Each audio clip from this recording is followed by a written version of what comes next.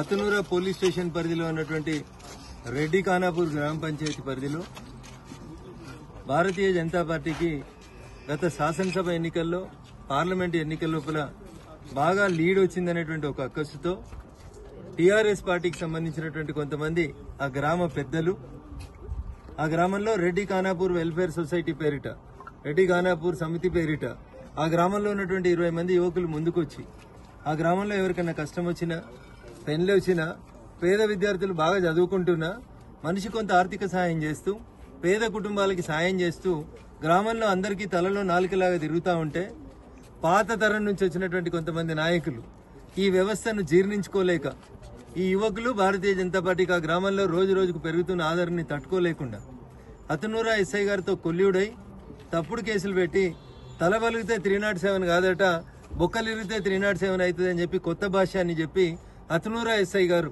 భారతీయ జనతా పార్టీకి సంబంధించినటువంటి 6 కార్యకర్తల్ని తప్పుడు కేసులు నమోదు చేసి రిమాండ్ చేయించడం జరిగింది.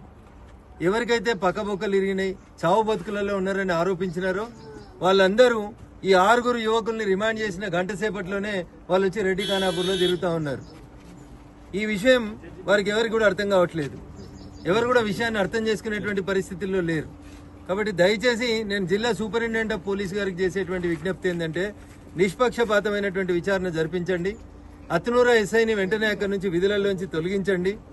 న్యాయం చేసేంత వరకు భారతీయ జనతా పార్టీ తరఫున మా ఈ పోరాటాన్ని కొనసాగిస్తామని చెప్పి తెలియజేస్తూ అమాయకులైన యువకుల మీద పెట్టినటువంటి తప్పుడు కేసుల్ని వెంటనే ఎత్తేయాలని చెప్పి ఈ సందర్భంగా డిమాండ్ చేస్తా ఉన్నాను.